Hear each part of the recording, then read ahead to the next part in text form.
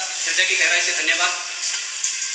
आज एक महत्वपूर्ण विषय पर हम प्रेस वार्ता करने जा रहे हैं। जिस प्रकार से उत्तराखंड बेरोजगार संघ लंबे समय से परीक्षाओं को पारदर्शी रूप से करवाने के लिए लड़ाई लड़ रहा है, उसी से संबंधित कुछ मामले हैं जिसको मैं आप सबके सामने रखना चाहता हूँ। इससे पहले मैं एक बार आप सबको परिचय करवा दूँ।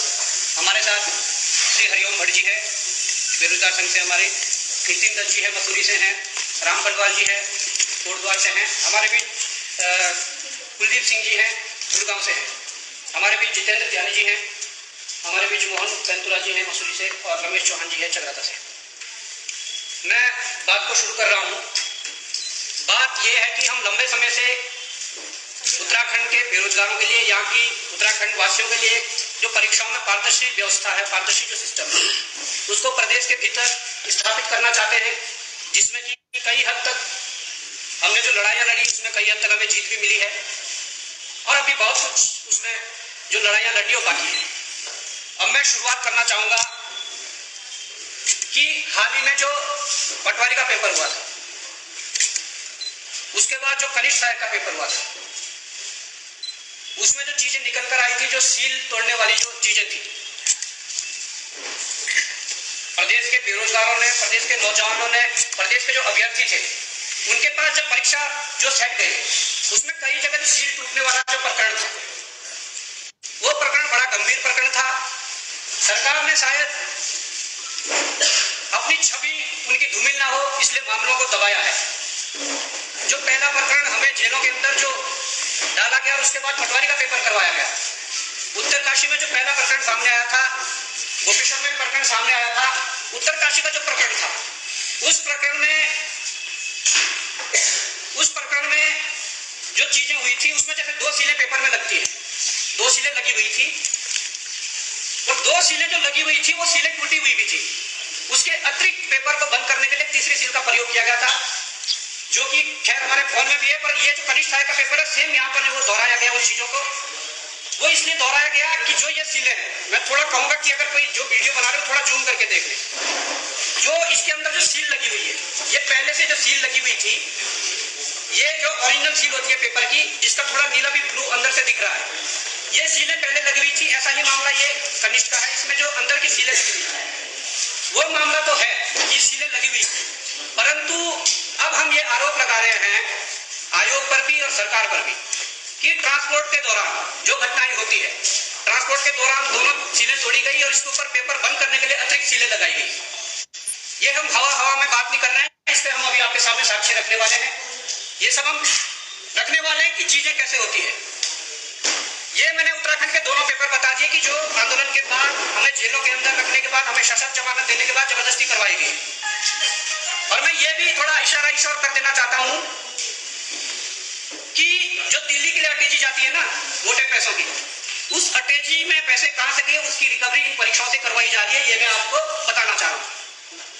अब एक परीक्षा में नहीं तो दूसरी में करना चाह रहे हैं, दूसरी में नहीं हुआ तो तीसरी में करना चाह रहे हैं, इस प्रकार के धंधे चल रहे हैं। मैं ये आप सबके सामने साबित करने वाला हूं। 25 फरवरी 2023 को उत्तराखंड देहरादून में एक परीक्षा होती है। परीक्षा आईलेट्स की होती है। आईलेट्स को मैं थोड़ा आप सामने एक्सप्लेन कर दूं। इस परीक्षा के माध्यम से हमारे जो देश का बच्चा है, प्रदेश का बच्चा है, इस परीक्षा को पास करने के बाद विदेशों में नौकरी करने भी जाता है, विदेशों में पढ़ने भी जाता है, जिसके लिए कि भारत सरकार पूर्ण तरीके से उन्हें सहयोग करती है। आप सब पत्रकार बंधुओं को ये पता है। एक गिरोह होता है राज्य का, जो गिरोह होता है नकल माफियाओं का, एक होता है राष्ट्रीय गिरोह और एक होता है अंतर्राष्ट्रीय गिरोह। तो यहाँ पर जो चेन बनी हुई है, यहाँ पर राज्य गिरोह से लेकर, राष्ट्रीय गिरोह से लेकर अंतर्राष्ट्रीय गिरोह तक ये चेन बनी हुई है, जिसका खुलासा हम करने वाले हैं। 25 फरवरी 2023 को पेपर होता है। शाम को 11:11 पर यहाँ से जो एक कंटेनर है, जिसमें कि ये जो उनकी OMR वगैरह होती है, वो दिल्ली के लिए रवाना होती है। उसमें मैं बताना चाहूंगा 11:11 पर रवाना होती है। 17 फुट लंबा एक कंटेनर होता है। 17 फुट लंबा कंटेनर में यहाँ से जब देहरादून से वो शहर को छोड़ते हुए ट्रक आगे बढ़ता है, तो उत्तर प्रदेश की सीमा लगते ही मोहन एक इलाका पड़ता है। वहां पर उत्तराखंड नंबर की 2 गाड़ियां, एक देहरादून नंबर UK 07 और एक UK 08 रुड़की नंबर की गाड़ी, उन कंटेनर का पीछा करती है और मोहन के इलाके में उसे रोक लेती है। वहां पर उस कंटेनर का ताला तोड़ा जाता है। वहां पर फिर जो डिजिटल लॉक होता है, ताले लगने के बाद जो डिजिटल लॉक होता है उसको भी तोड़ा जाता है। अब ये देखिए कि जो उस ताले को तोड़ने वाले थे वो या कहीं के भी उत्तराखंड के हैं, बाहर के हैं, परंतु जो दो गाड़ियां गई वो उत्तराखंड के यूके 07 और यूके 08 मतलब देहरादून और रुड़की नंबर की गाड़ियां थी। उन्होंने वहां पर ताला तोड़ा 17 फुट के, अब गंभीरता देखिए विषय की, 17 फुट के कंटेनर में उन्हें पता है कि 17 फुट के कंटेनर में जो वो कॉफियां रखी गई है वो किस जगह रखी गई है। ताला तोड़ने के बाद सीधे वही जाते हैं, उस लोकेशन पे जाते हैं। नहीं तो 17 फुट में वो पहले ढूंढते फिर वो किस लिए होता है? वो इसलिए होता है कि उन्हें पता होता है, क्योंकि अंदर के लोग जहां से OMR बाहर निकलती है वहां से उन्हें पता होता है कि कहां पे रखा है, कहां पे शिफ्टिंग की गई है, ये सारी चीजें उन्हें बता दी जाती है। तो मैं कहना चाहूंगा कि जो पटवारी और इसमें जो सील वाला प्रकरण हुआ, आयोग ने हाथ खड़े किए, आयोग अपनी सफाई दे रहा है। हमारा जो सरकार है वो बड़े बड़े होर्डिंग लगा रही है कि हमने नकल रोधी कानून लाने के बाद 3 परीक्षाएं सफलतापूर्वक पूरी कर दी है, जबकि हालात ये है कैसे डिजिटल लॉक तोड़ा गया, किस प्रकार से कॉपियां बाहर निकाली गई। और मैं चाहता हूं कि हमारे साथ जो कुलदीप भाई हैं, इनका ट्रांसपोर्ट का पूरा अपना बिजनेस है, ऑल इंडिया, इनकी वो गाड़ी थी। मतलब आपके साथ यहाँ से गाड़ी जाने के बाद जो घटना हुई, आप एक्सप्लेन करिए पूरे पत्रकार महोदय के साथ कि क्या से क्या शुरू से लास्ट तक दिख रहा है। हमारी कंपनी का नाम दिल्ली वापी रोड लाइन्स है। ब्लू कार्ड में मुझे 13 साल से चल रहे हैं। 25 तारीख को एग्जाम होता है, यहाँ पर एग्जाम होता है। 25 तारीख को ये शाम को शीट्स ब्लू डार्ट के ऑफिस में आती है और उसके बाद वो गाड़ी में हमारी में लोड होती है और हमारा ड्राइवर के साथ मिलकर, मतलब ये बहुत बड़ा नेक्सस है। वो हमारे ड्राइवर को लालच देते हैं, आपको 30 लाख रुपए दे देंगे अगर आप हमें कंटेनर खोलने दोगे और हमें उसको यहाँ से शीट्स निकाल देंगे। वो गाड़ी यहाँ से कैच कर लेते हैं, अपना ब्लू डार्ट रहते हैं, पूरा से निकलते ही गाड़ी कैच कर लेते हैं। मॉर्निंग जाके वो गाड़ी वहाँ पर मतलब खड़ी करते हैं। उसमें डिजिटल लॉक, ई लॉक लगा हुआ है, तो ई लॉक को वो हैक करते हैं और ई लॉक को खोलते हैं और उसमें से आंसर शीट्स को निकाल लेते हैं। और ड्राइवर के साथ साथ 3 के 4 गाड़ियां उनके साथ में थी और वो आंसर शीट्स वगैरह जो होती हैं वो अपने साथ गाड़ी के अंदर रख लेते हैं। उसमें आंसर शीट चेंज हुई है या उसमें लिखा गया है वो जो लड़कियों की जिन्होंने सेटिंग करी थी, हम खाली शीट लेके आएंगे, उनकी शीट भरी गई है। तो वो लोग वहां तक सहारनपुर अपना गाजियाबाद तक लॉक खुलता कहाँ पर है, वार्ड में, और दोबारा री लॉक होता है जाके गाजियाबाद जाके। फिर वो उसको ड्राइवर को पैसा देते हैं और पैसा देकर उसको कहते हैं यार तू ये पैसा मेरे को वापस दे दे, मेरे को दे देंगे, एयरपोर्ट पे तू जाएगा, हम तेरे को पकड़ लेंगे।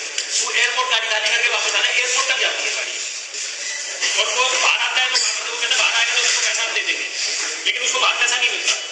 हमें इस बात का पता चलता 27 तारीख को, क्योंकि 25 तारीख को सैटरडे था, सैटरडे को एग्जाम कंडक्ट हुआ, संडे को छुट्टी होती है, मंडे को मेरे को कॉल आती है ब्लू डार्ट की कंपनी से कि भाई आपकी गाड़ी में ऐसे ऐसे ताला मिलता है और आपका ड्राइवर इन्वॉल्व है। तो 27 तारीख को मैं यहाँ पर आता हूँ, इधर अपना देहरादून आए, ड्राइवर ने मतलब ये अपनी गुनाह कबूल कर लिया। उसने कहा जी मैं गिरा हुआ हूँ, मेरे से गलती होगी, मैं क्या कहते हैं उनको पकड़वा दूंगा बंदूक को। इवन की वो थाने के अंदर था, जब भी उनके बंदों के फोन आ रहे थे, वॉइस कॉल उसको आ रही थी, जो बंदे जिन्होंने उसको लालच दिया था उनकी कॉल आ रही थी और उस बंदे ने मतलब कि कन्फेस करा कि मैंने ये काम करा, मैं पकड़वाऊंगा। हमने 100 नंबर पर कॉल करी, यहाँ अपना चौकी है बाजार थाना अंतर्गत आता है, इसके अपना पटेल नगर में। तो हम वहाँ पे रात को उन्होंने पुलिस वालों ने पूरी रात रखा, पुलिस वालों ने रात तक कन्फेस करा कि मैंने ये काम करा है और मैंने मेरी बात हुई, मैंने उनसे आग्रह भी करा, मैंने कहा जी बहुत बड़ा नेक्सस है, आप इसको क्रैक कर सकते हो, 80% केस आपका सॉल्व है, ड्राइवर गुनाहगार ये बैठा जी मैंने गुनाह करा है। और वो लेकिन उनका कहना यह था कि ये गुनाह जी वहाँ पर हुआ है, आपका वार्ड जाओ। मैं कहा जी वार्ड तो चले जाएंगे, चोरी किसकी हुई है? चोरी तो जो यहाँ बच्चों ने पेपर दिए उनका नुकसान है, मेरे घर में चोरी हुई है, भाई नुकसान किसका? उत्तराखंड के बच्चों का नुकसान था। लेकिन उन्होंने उसको केस को रजिस्टर करने की बजाय उन्होंने हमें घुमाया। फिर उसके बाद हमने यहाँ पर अपना मॉन्ड गए, मॉन्ड हमने वहां से चौकी इंचार्ज को लिया, फिर हम बिहारीगढ़ थाने गए, उन्होंने भी रिपोर्ट दर्ज नहीं करी वहां पर। फिर मैंने ऑनलाइन जन सुनवाई ऐप पे वो मैंने रिपोर्ट डाल दी, वो बस एरिया का ही सब होता रहा, ये फिर वहां से हमें लेटर भेजा कि हमारे एरिया से संदर्भ में नहीं है, आप कहीं और जाए। 3 दिन तक 4 दिन तक मैं ड्राइवर को लेके घूमता रहा, क्योंकि जब ये नहीं रख पाए तो ड्राइवर को मैं भी नहीं रख पाता। और ड्राइवर की हमने पुलिस वेरिफिकेशन वगैरह सब कुछ करा रखी थी। अगर ये उस टाइम थोड़ी सी सक्रियता दिखाते, अपनी इन्वॉल्वमेंट दिखाते, तो हो सकता है बहुत बड़ा गैंग या अनबस्ट हो जाता, अनअर्थ हो जाता।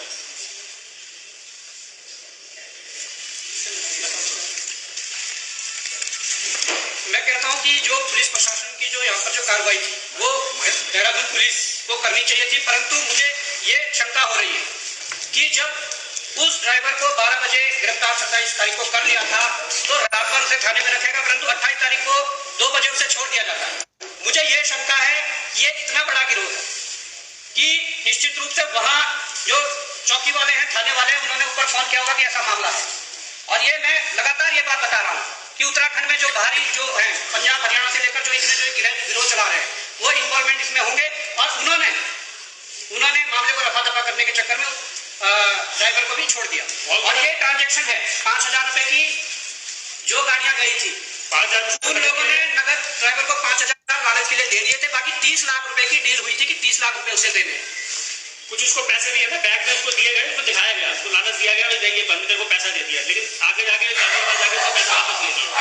बाकी सुबह उसने कंटेनर में 7 बजे के आसपास पहुंचना था, वो लेट इस चक्कर में हुआ। परंतु उस लेट के पीछे भी इन्होंने क्या कारण बनाया, इन्होंने अपने कंटेनर में गाड़ी को पीछे से टक्कर मारी और उसकी वीडियो बनाई है जो आप दिखा सकते हैं। और उसमें नंबर भी दिखाया गया गाड़ी का, किस गाड़ी में टक्कर मारी। तरीके से था, लेकिन इन लोगों ने नजरअंदाज कर दिया। बताइए, दूसरे के ऊपर आप रिपोर्ट दर्ज कराओ, आप वहां दर्ज कराओ, लेकिन नुकसान तो यहाँ के बच्चों को था ना। अगर चोरी मेरे घर में हुई है तो मैं तो यही रिपोर्ट कराऊंगा। उनको बच्चों को तो पता ही नहीं था बेचारों को कि हमारे साथ ये हो चुका है। अब इसके पीछे मैं एक चीज और बताना चाहता हूँ। देखिए, हमारा मकसद सिर्फ ये है, ये बोगस इन्होंने क्या कहते हैं वीडियो क्लिप बनाई है। ये सिर्फ इसलिए कि वो जो लेट गाड़ी पहुंची है तो उसको